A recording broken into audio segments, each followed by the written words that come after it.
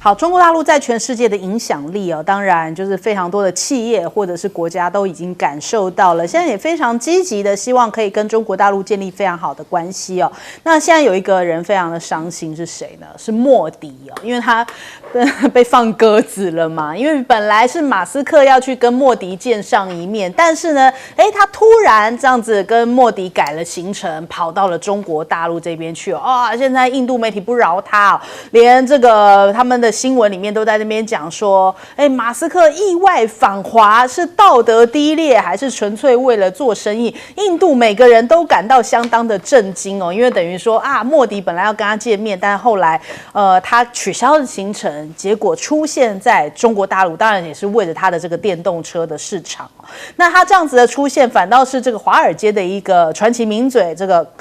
克雷默，他讲说，虽然不是特斯拉粉丝，但是对于马斯克突袭访问中国大陆的成果，难掩赞赏之情。他这一次的这样的一个访问哦，也成功的让这个马斯克就是特斯拉的这个股价哦，又攀上高峰，让马斯克又坐回了首富的位置。那微博的网友讲说，这其实也不意外，因为你印度根本没有这种相关的完整的产业链啊，资本不是傻子哦。那当然，这个如果说跟这个生意相关，或者是说，这个是现在北京车展一个绝妙的机会，当然马斯克是不会错过的。那接下来欧洲3国也是非常欢迎说，中国国家主席习近平能够赶快去访问哦。武契奇就非常的期待啊，他说相信会为塞尔维亚的发展带来新的希望。那他说中国是塞尔维亚的铁杆朋友，塞尔维亚人民不会忘记中国人民的援助哦。那当时其实在疫情期间，中国大陆也是提供塞尔维亚很多的这个疫苗，那时候武契奇还感动哽咽哦。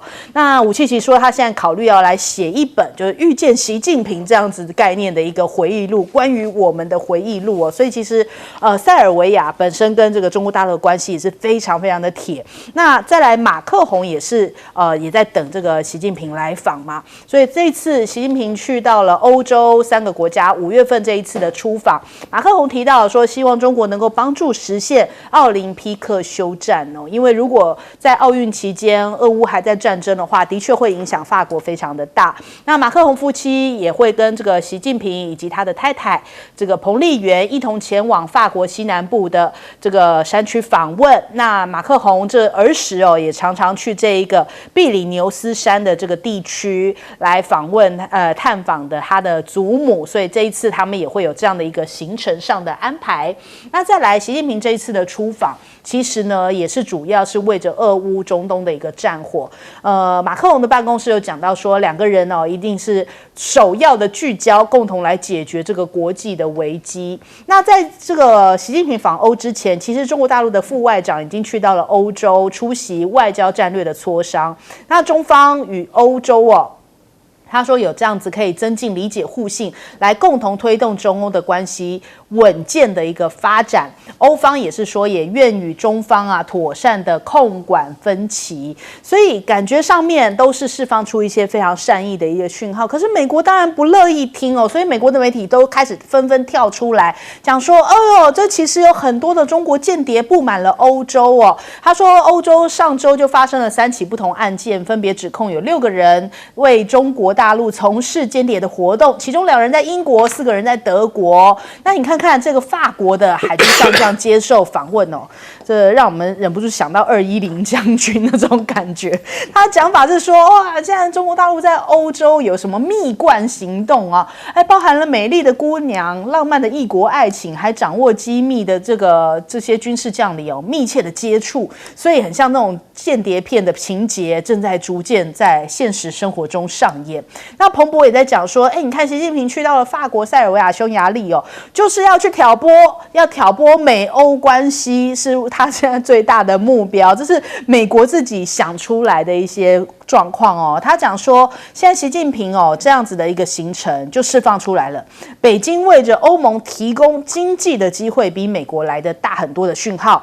同时也是为了要争取并且吸引习近平认为同情中国立场较多的欧洲力量。我也不知道为什么这个欧洲需要同情中国，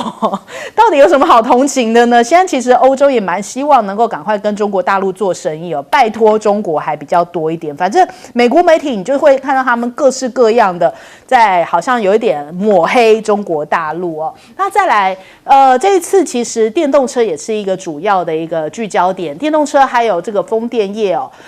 去年9月的时候，欧盟的委员会宣布启动对于中国大陆的电动车的反补贴调查，决定呢对获得政府补贴的进口的中国大陆电动车实施惩罚性的关税。根据这个《金融时报》的报道，他说欧盟需要实施高达50%的巨额关税才能够遏制这个中国大陆廉价电动车进入到欧盟市场。那现在看起来，比亚迪在法国这边。对不起，比亚迪在法国这边要建立销售网路。那这个在法国这里，有这种网络上销售，还有在匈牙利这边也开设了一家汽车的工厂哦。现在目前已经开始在组装电动巴士，所以比亚迪在欧洲已经开始一个一个点，然后扩散到面了。那其实他在北京车展里面也发表了一款外形非常热血的一个概念车哦，据传这就是要进军到欧洲市场的电动掀背车型。所以也在这次的北京车展上面亮相。那这样子非常多的一些这个电动车的消息出来，也反映出来，其实中国制造哦，虽然在这样一个大前提，就是美国不断制裁的这个状况之下，可是它从2015年推出到现在呢，他们预估大概2025年的达标率可以到达86%哦，所以它现在已经实现了新能源汽车、资讯产业大概10个关键领域，已经大概有86%的目标，就足以证明美国你这些关税啊跟制裁啊越大，其实并没有什么实质上的效果。首先我们来问一下这个介老师，就是越来越多的企业跟国家是靠向中国大陆的。对，我想这个是一个客观事实造成的，也就是说你今天到哪里投资获利，还有它的这个成本，都是任何到向外投资的基本考虑嘛。对。那其实马斯克放莫迪的鸽子这个以印度的经历来讲，这不是第一次那本来马斯克是想到印度去设厂的，那现在显然是谈不拢，他就不去了那他去中国大陆事实上有要谈的，因为他的超级工厂跟他的超级储能厂超级工厂已经生产了。那么不但是马斯克底下他在这个美国有厂，在欧洲有厂。这个中国的大陆上海的厂那效能最高是上海的厂。那中国大陆也是这是 Tesla 第2大市场，所以它不但它制造往外面销，它在中国大陆的销售也是非常可观的。所以这是他在中国大陆投资的一个现状，他遭遇到的待遇也好，他的成果也好，所以他是非常重视中国大陆市场。在这里去大陆的话，主要要谈什么呢？就是说他的那个电动车的所谓的全自动驾驶的系统，他希望中国大陆能核准。那他提了一个要求，就是说这个全自动这个驾驶系统，它收集的一些道路的资讯他希望能够移送出中国境外。到美国来做大数字运算的一个怎么样？一个资料，一个 database， 这个部分那要跟中国大陆来谈，因为连美国也不准，世界很多国家都不允许你在当地收集的这些道路资料，然后你送到国外去处理那可是他因为Tesla 因为面临在中国市场面临中国的国产的这个电动车的强大的竞争所以他必须要推出新的这些所谓功能。所以我觉得这个是他去中国大陆很重要的一点一个考量。那为什么会退出印度呢？其实我刚刚说莫迪不是第一次被放鸽子，光我们台湾在印度投资的厂，从去年到今年就2个大厂退出印度。对，一个是什么厂呢？一个就是我们的鸿海。对，鸿海本来要投资195亿美金在印度，他跟印度的这个石化大亨叫 Vedanta 这个其实要一起做什么？做晶片代工。结果呢，鸿海没有对外说很多原因，可是鸿海就说我退出了。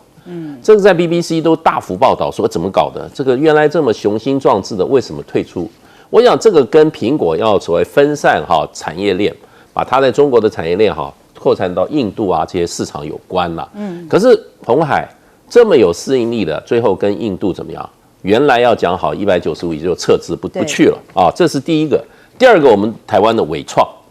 啊，伟创也是这个所谓的苹果供应链里面很重要的一个一个厂商哈，台湾厂商，它在印度15年了，可是也是跟印度合资做有关的红海这个苹果供应链，它去年就宣布不去了，它要把它的整个产业关门。那最后原因是什么呢？当然这些策厂都不愿意讲，当然是投资环境恶劣啊，法规不明确啊，然后专吃投资者啊，对不对？我们讲这个大陆的小米不是在印度被一罚就罚40-50亿人民币吗？这就是投资环境太恶劣。我们光讲印度有一个矽谷叫 Bangalore， 它现在有1400万人，你知道前2个月它出现什么问题？没水了，一天短缺2亿吨水。你知道电子业最需要水，它没水，对，你说那还发展什么电子业呢？所以印度就是一片混乱的，他想要工业化哪那么容易啊？好，来问一下舰长，一个企业的领导人，他要追求的是什么？还要追求的也就是利润最大化。第二个，也就是寻找下一个市场，利基市场。他是要做这些事的，不是要向酸民负责，他是要向股东负责的。所以我们看到马斯克的这种状况，千万不要太怀疑。难道印度的人会买的 Tesla 会比中国大陆还要多吗？当然不可能嘛。更何况印度的那个基础建设，它到底怎么样发展电动车呢？这是一个问题啊。第二个，我们帮那个马斯克想一想啊，马斯克最近出了一本他的传记啊，他的传记就特别在讲说他在俄乌战争之中，他到底是什么样的处境啊？他也特别要求他的工程师不要开启在克里米亚附近的 Starlink， 为什么呢？他要阻止乌克兰对于俄罗斯海军舰队的一个偷袭。那这一个动作呢，其实大家有很多的疑问，但是他真正最怕的就是发生迷你珍珠港，然后出现了所谓的核战，这是他不愿意做的事情。那对于两岸关系，他的看法是什么？他接受 CNBC 的访问的时候，他就在讲中国会采行控制，这是记者问他的，会采行控制台湾吗？他说中国的官方政策是台湾应该被整合。他其实已经讲到的非常的内敛，他不是讲被统一，他讲的是被整合。这就是他看得最清楚的地方。他为什么要去中国大陆？因为现在我们所看到的这一些全自动驾驶，它最主要的，它要有图资，它要能够进行导航。但是我请问一下，中国大陆有没有 Google？ 有没有 Google Earth 可以让它导航？没有，只有百度。它要使用百度的图资，它要使用百度的导航，那谁要点头了？因为在中国大陆，这个是特许行业，所以必须要由中国的官方来认可。所以这个马斯克放下了这个印度的市场，跑去中国大陆，印度也不要太难过，因为这个就是现实。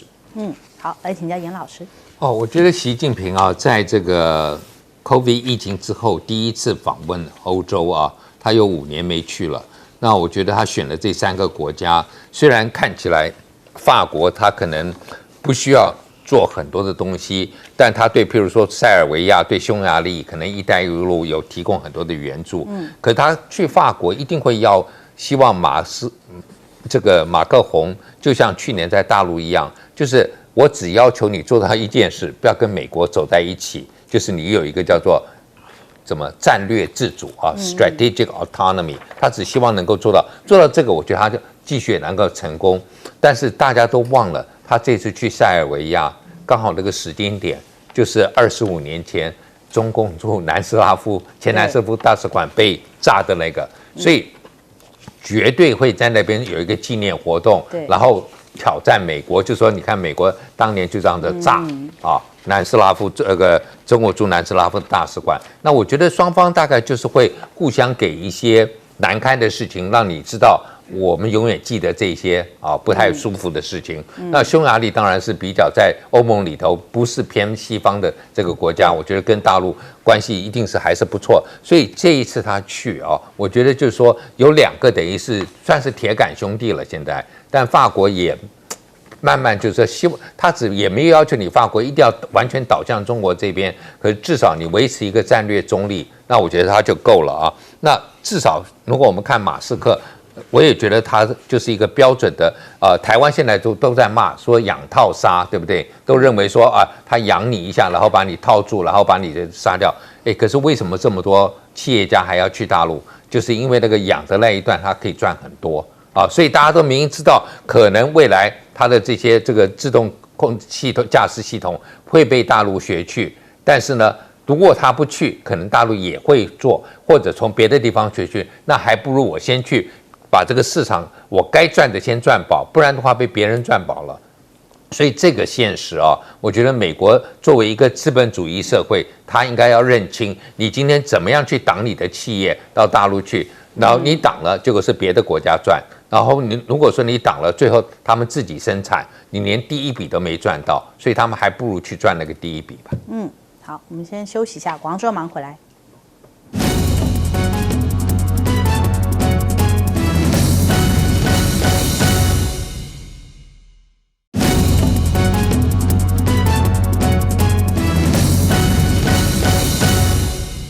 好，昨天中国大陆都在关注说，神舟17已经载人的太空船已经返回舱，然后成功的着陆了。根据大陆央视的报道这个昨天晚上在晚上的1546，就是晚间的5点46分，神舟17号已经载着太空人已经返回了，那现在他们已经成功的着陆，所以现在大家想说，哇，这一次太空人还带回了31.5公斤的太空特产里面还包含了像是人类的骨细胞、种子，还有这种32种生命实验的样品以及无容器的材料所以他们带回蛮多这个过去的一些实验器材。那还有这个神18的一些机组员也都在这个在线观看，就是说同事准时下班啦，马上他们就可以回去放5·1长假了，所以我们来看看他们这个象征接力棒的这个交接。现在我将象征接力棒的舱门钥匙传递给你们，从现在开始，开始正式接管空间站的运营管理。好的，神舟家族太空接力，我们神舟18号乘组一定竭尽全力去跑好属于我们的这一棒。对，所以这样的一个这个直播也吸引了非常多的大陆的民众的一些关注那我们看到这个太空人杨洪波也讲说，心情有如这个最美人间4月天。那马上4月天过了，迎接来的是5·1假期现在其实在大陆的各平台上面，包含了微博、今日头条全部都是这个被5·1相关的一个词条给占据了。比方说堵车，就是变成现在大家最讨论度最高的真的是低估了5·1堵车的程度。很多人都觉得说，我很聪明，我提前2天，就没想到聪明的人很多，大家全部都一块儿提前来塞车了。就在4月的最后2天，已经开始出现了拥塞的人潮。那还有呢，他们现在估计起来，大概平均有2.7亿人次要进行跨区的移动。人家讲说是不是捅了个人窝怎么到处全部都是景区，都是人潮然后连所有的这些运输的设施也都是满满的要搭车的人潮。然后甚至在淄博这边又出现了大幅度的人潮。我们直接来看相关的画面在今天一大早的时候，其实在淄博的景区已经出现了满坑满谷的人潮，已经准备要去体验这些淄博烧烤，甚至还有一些这种网友们他讲说，哇，昨天下午的3点钟就已经塞在高速公路上头了。因为在难得的5·1长假，很多的这些大陆的一些原本的劳工们、劳工朋友、民众他们也都希望能够趁这个假期在到处走走。那很多人想说我真的没有办法出去人挤人，有些人就讲说，那就来一场说不走就不走的家里蹲好了，与其去到处人挤人那干脆先躲过人潮，那在家里面过5·1算了。所以现在其实也反映出来，现在中国大陆各地的烟火气，因为现在这个整体的旅游全面的复苏哦。那根据统计，他们讲说，这一次大概是5大城市已经出现了这种挤爆人潮，因为他们说像开封啊有这个相亲的节目走红，所以很多年轻人也跑去开封这边来体验古城。那还有北京的景点啊，故宫、长城，那不用说，一定是人非常的多。还有西安这里的一些大唐文化、兵马俑啊，这些也都是非常受瞩目。那还有呢，在其他的一些东南亚国家，也都是摩拳擦掌在等中国大陆的观光客。比方说，像是马来西亚、新加坡，也都做足了相关的准备。你看，像曼谷的市长也讲说，非常欢迎中国大陆的游客哦，中国人民是我们的好朋友，就像兄弟姐妹一样。那他们就非常希望这一次的5·1长假也能够赚到这个大陆来观光的一些人潮跟钱潮哦。那根据 IMF 的统计，他们说中国大陆其实根据今年他们的预估是亚洲经济的重头戏哦，所以他们又再度上调了中国大陆经济增长的预测。所以各地的这样子的一个观光人潮，不论是在自己中国大陆本身，或者是在东南亚，都已经感受到这一波的一个消费力了。首先，我们来请教一下介老师怎么看呢？我想大陆这个已经变成一个新常态了，只要有长假的话，全中国的景区通通挤得满满的。对，最后啊，有人在这高速公路上就直接把那个椅子拿出来坐，在那边烤肉了都不知道今年会这个5·1长假会不会发生这个状况。那我也跟有些大陆朋友讨论过，说你们为什么不多开发点新的景点呢？对不对？不过大陆朋友讲说，真的人实在太多了，而且这个现在有车的，大家都有车，对不对？电动车太好买。我那个时候去这个成都啊，那听成都朋友讲，因为成都是这样子啊，它这个单号的时候，你这个车牌是单号的，后尾数是单号，你才能进城，因为它限制流量。新加坡也这样干的，很多国家是这样。那双号的时候呢，双数日你就可以双数的牌照的尾的，你才能进城。那他就说，那他们很多朋友在成都，他就买2个，买2台车，一台是单数的尾数，一台双数的尾数这也反映出中国大陆现在中产阶级这个中产阶级不要现在是什么，不过你随便有个1-2亿的中产阶级他的消费能力就非常的非常非常可观啦。那我只能说，中国大陆要必须尽快加速这种新的景区的开发，因为常常我看中国大陆常常有这些节目会讲，中国必游的10个景点，好像你这一生你这10个景点你没去的话，你就虚度此生。那你只有中国这么大，你只有10个景点，大家都觉得此生一定要去这个地方的话，那只要放假那几个10个景点一定挤得满满，一定塞爆，对不对？那就变成事实上，我觉得中国这么大，而且地理差异人文差异那么大每个地方都有它的特色，应该要尽速开发，要不然这个问题还是一直会存在啦。那还有就是说，中国大陆其实可以就是说把这些人流疏导到国外。我看日本也在摩拳擦掌欢迎消费能力超强的中国游客来到日本，不管怎么样，日本需要中国大陆消费。那么这正好日币又跌破了1比160对，中国到大陆说，除了中国游客除了在那边要买这些奢侈品之外呢，还房子也顺便买一买。所以就变成就是说，现在中国大陆事实上是尤其游客全世界，尤其邻近国家都在争相怎么样吸引的。你看这一次布林肯到中国大陆访问。5点共识，中间有一点就是双方要在文化旅游上进行进一步洽谈。那这文化旅游是什么呢？也就是美国也需要中国的游客。我觉得这个就是说你的消费能力跟你的数量是硬道理啦。那不过讲到就是说这一点，整个看起来，我觉得这个观光业是第3产业，可是各国都很重视我觉得你有这么庞大的这些这个消费者的话这个市场的开发，事实上我觉得对中国的内经济来讲，对外跟外部的这个合作的关系来讲，都是有极大注意的，应该做一个战略性的产业来长久全盘性的规划。好，来请教舰长。我们刚刚看到的那个画面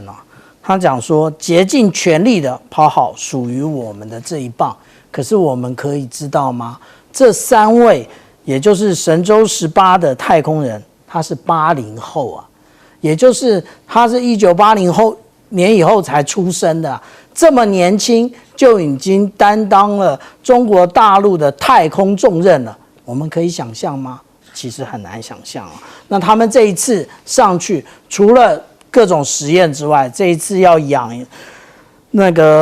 殖脊椎动物。为什么要养殖脊椎动物？因为他们要创造一个自循环系统。这个自循环系统，也就是未来中国大陆要推进到月球，要推进到火星，其实就是要在火星跟月球上面建构这个自循环系统。那其实现在在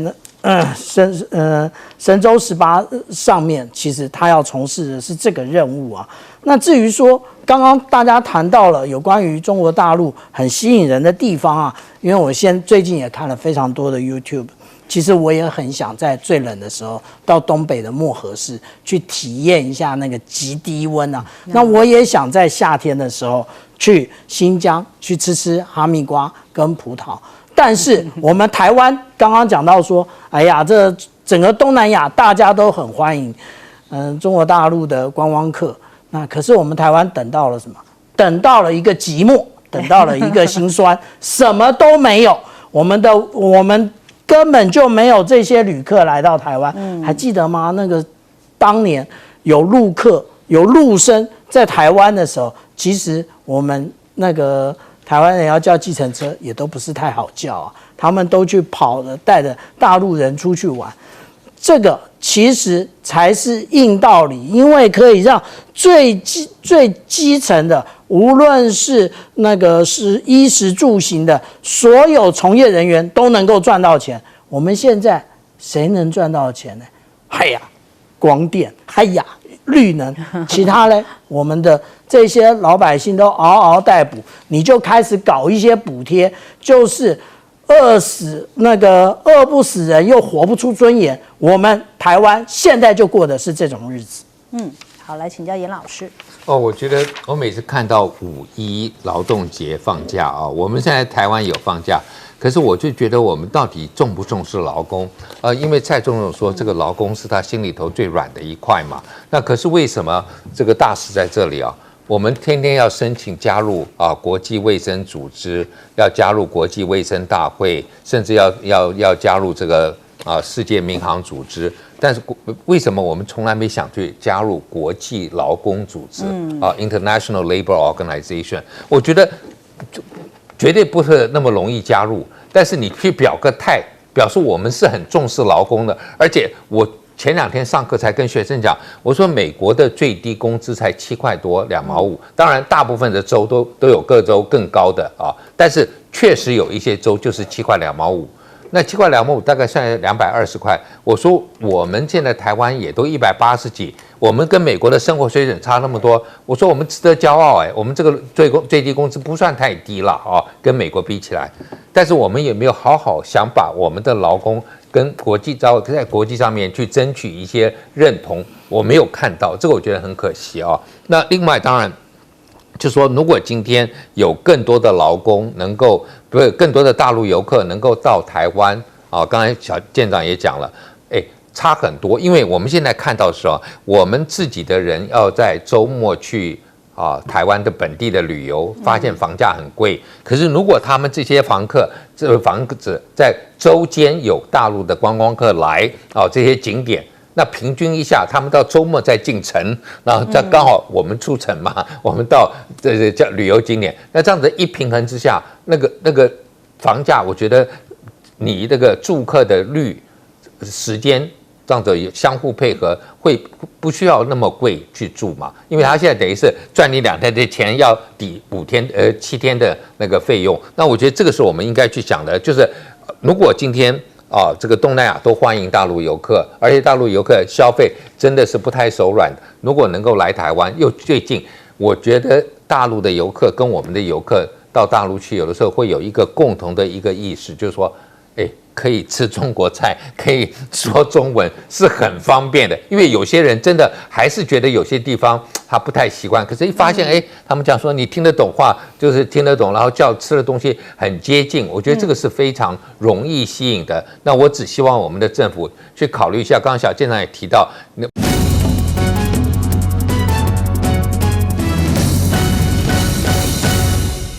欢迎收看《新闻大白话》，我是主持人翟轩，马上欢迎一下这个阶段加入我们讨论来宾，前大时间问集。大家好，各位朋友，大家好。政大国关中心兼任研究员严正声教授。主持人好，各位观众大家好。前海军舰长吕礼师。主持人好，各位观众大家好。好，我们来关注一下哦，因为这个蓝营的委员去到中国大陆的访问，然后他们也转达了一下王沪宁的一个讲话哦。他说，两岸其实没有人想要打仗。那根据了解呢，蓝委就是问到说，3月份大陆召开全国两会的时候，李强发表了政府工作报告关于涉台论述的部分，把这个统一删除了前面和平这2个字，那是不是代表说陆方对于台湾的策略会有调整呢？那王沪宁就回应说，两岸的问题是以和平的方式解决为基调，仍然是不变的。两岸是没人想打仗的呀，两岸一家亲嘛。那王沪宁说没人想打仗，蔡明彥还要来讲一番话他就说这个是中国大陆核战2手策略来对台施压。6月到11月的时候呢，中国大陆是过往都是例行的军演热季，那国安局也会持续的关注。他说，现在中国大陆就是一手是和，一手是战，然后配合灰色地带的侵扰，将会影响到新政府，也就是赖清德接下来这个新政府的走向。那他也说，这个6到11月会是这个军演热季嘛？是不是在520之后呢，中国大陆就会加强这样子的一些军演，借口用这些军演来对台进一步的施压，这才是他们未来关注的重点。也就是说，我还在观察你我还不会那么相信你就是蔡明彥还要放出这样子的姿态跟这样子的话语那520之后，这个赖清德上任，来处理两岸事情，会由谁来处理呢？邱泰山是讲说，因为大陆现在讲说要开放旅游的这样的一个讯号嘛，那我们陆委会的回应，他这个邱泰山讲说，因为接下来已经有新的人事公布了，他现在目前还在这个位置上面，但是不适合为后任者下指导棋。为了避免宪政上的僭越，所以他就说呢，由新的内阁来做接下来的一个回应。那他们现在因为这个两岸观光的开放呢，陆委会讲说他们正在进行一些研议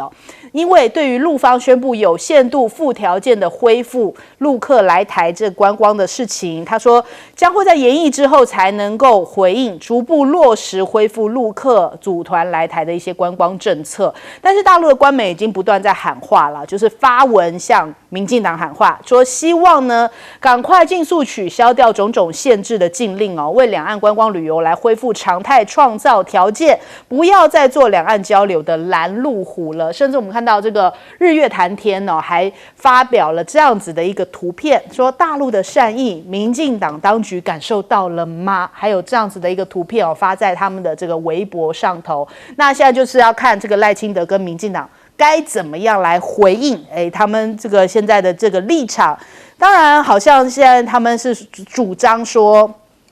两岸应该是交流，可是好像说的比实际上做的更多。那另一方面，我们也看今天5月1号，除了是大陆的这个5·1假期之外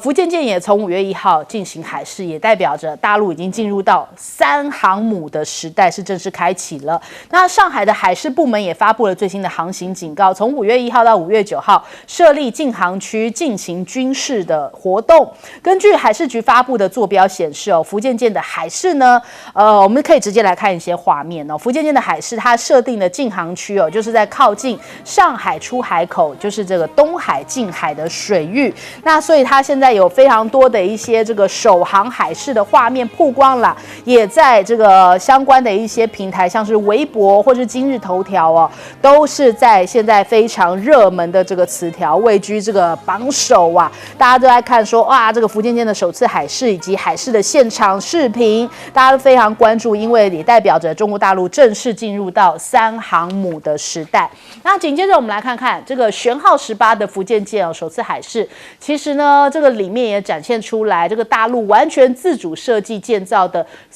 首艘弹射型的这个航母，那他们其实是采用这个平直通长型的这个飞行甲板来配置电磁弹射以及阻拦的装置哦。那载满的排水量是8万多吨。那另一方面来看看菲律宾这边哦，也在南海这里好像一直要跟中国大陆对峙哦。菲律宾当局指控说，中国大陆的海警船在30号的时候发射了高压的水枪，所以造成了菲律宾的船只受损。那中国大陆的海警也在微博回应他说这是依法对于侵扰黄岩岛附近海域的菲律宾海巡船、公务船实施驱离而已，而且他们说希望能够停止侵权挑衅，连外交部也同步发文，也说就除了海警方面，这个外交部也是同步对于菲方表达了一些算是一个强硬的姿态，就说不要挑战中方维护主权的坚定决心。那看到了菲律宾这个样子其实人家会来想一下，那我们台湾呢？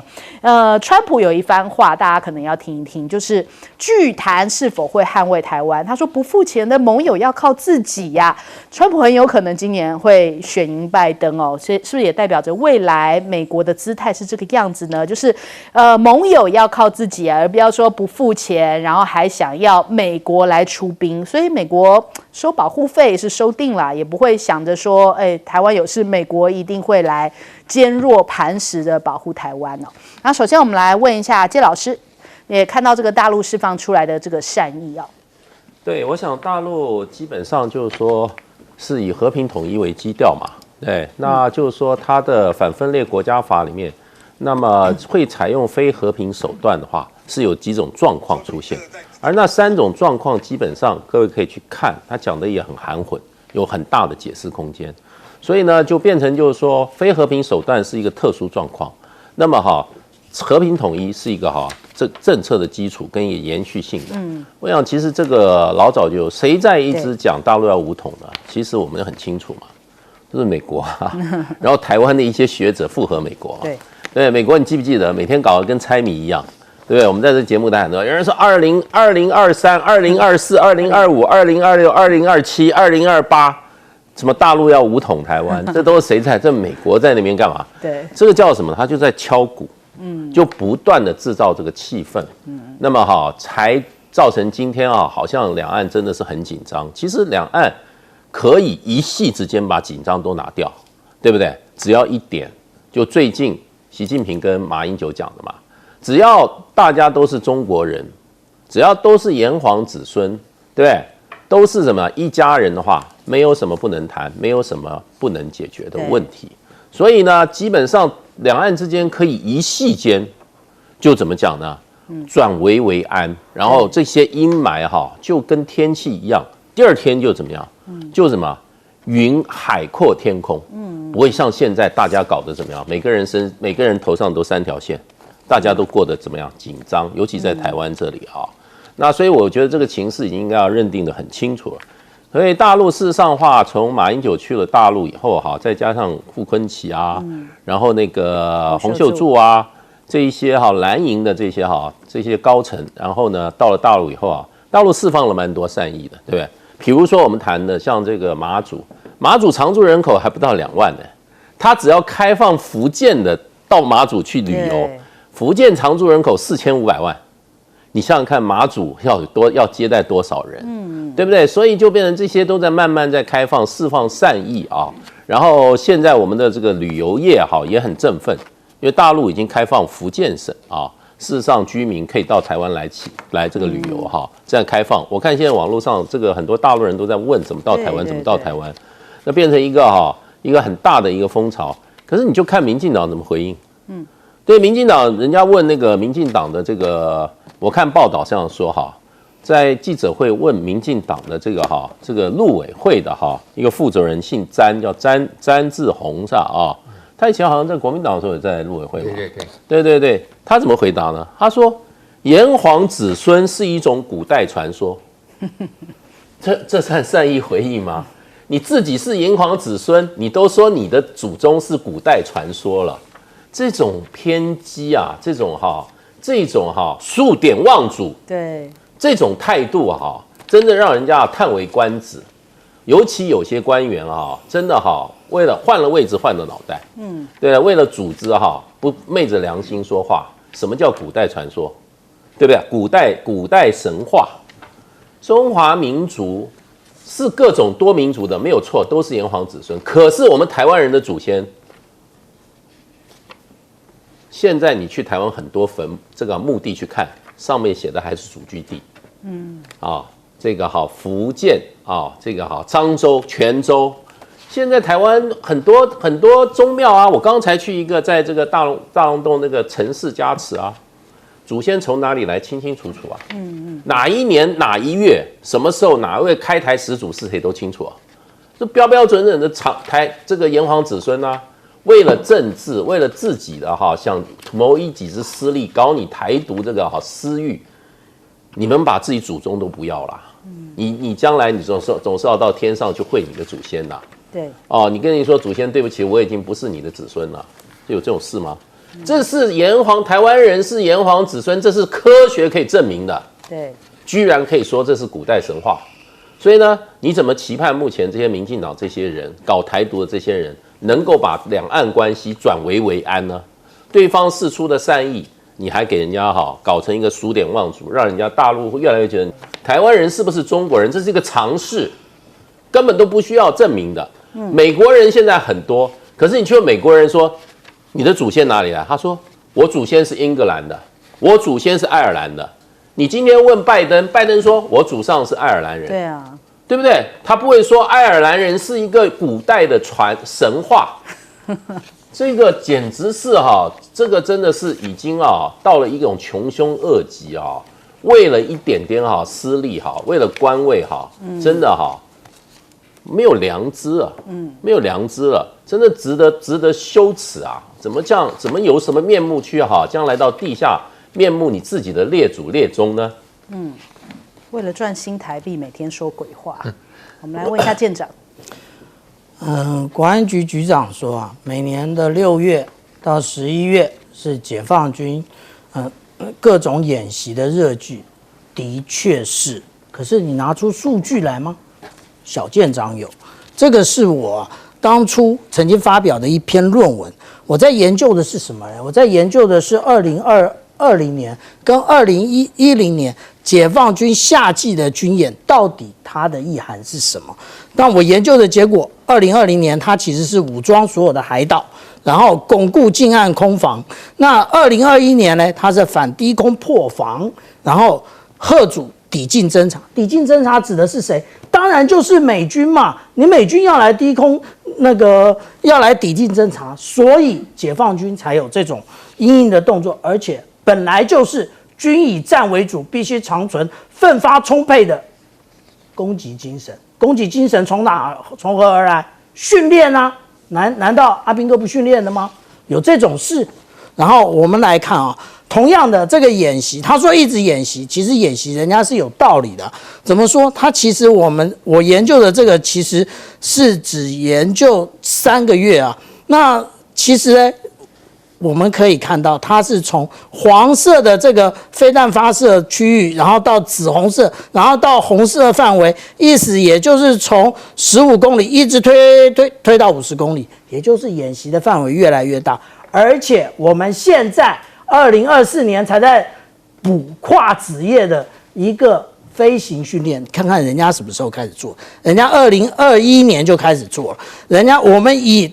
东部战区就好。他2021年做了22次，可是对比2020年，他只做了6次，也就是只差1年，他增加4倍。这个就是解放军的训练，本来就是要训练啊，不然呢？然后接下来我们看到，这就是大家今天都在热议的解放军的第3艘航空母舰。那第3艘航空母舰呢？刚刚那张图超演区很小那不过呢，小舰长当然有准备大图啊，因为很多的观众还有网友都要求小舰长要准备地图啊。那其实这个左上角这一块，也就是长兴岛的江南那个江南造船厂就在这个位置，那它操演的区域其实就在这里，38海里乘上38海里，位于阳山深水港以东102公里的部分。我们其实现在在讨论这一个福建舰啊，已经过时了。为什么？因为福建舰它最重要的是它的舰载机延伸打击的能力。那意思是什么？意思就是我们看到了，它在武汉的水泥航母上面，除了歼35之外，它还有攻击11，攻击11就是无人机。那另外呢，既然它有电磁弹射轨道，它没有其他的想法吗？当然有啊，什么想法？电子轨道炮就在这里。电子轨道炮之后是什么？由电磁发射飞弹。发射飞弹，那飞弹尺寸会变吗？不会，它会把原来的推进的力量延伸成什么？射程，打得更远。这个就是解放军的进步。好，来请教严老师。我想啊，大陆说他们有在释出善意啊，那如果我们今天解读并没有做出很正面的回应，我觉得有的时候国际关系就是这样，就是当有一些机会出现的时候，当你错失了之后，以后是回不来的啊。就好像当年我们看到胡锦涛其实对台湾的善意还蛮够，可是我们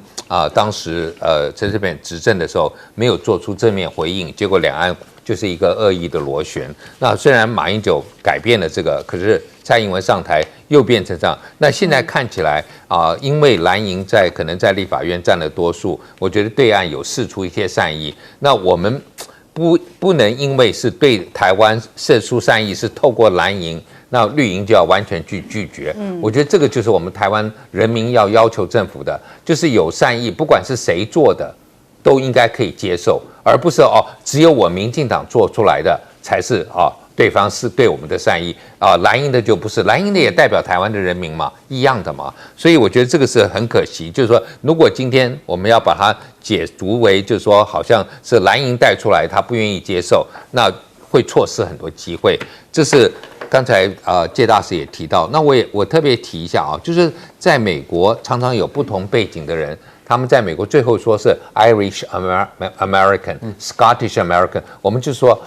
hyphenated American。那其实，在台湾也可以说是中国台湾人嘛，在台湾的嘛，一样的。但是呢，我们现在就连这个中国就觉得说，好像根本跟他没有关系。那我觉得这个是连美国人都不会去做的事情。我们台湾最崇拜美国，你去看看美国的历史里头这些族群的演变，我觉得绝对不会有这样的事情那520到底民进党会做出什么？我觉得大陆也在看嘛。那台湾大陆其实又在看怎么看11月美国的选举。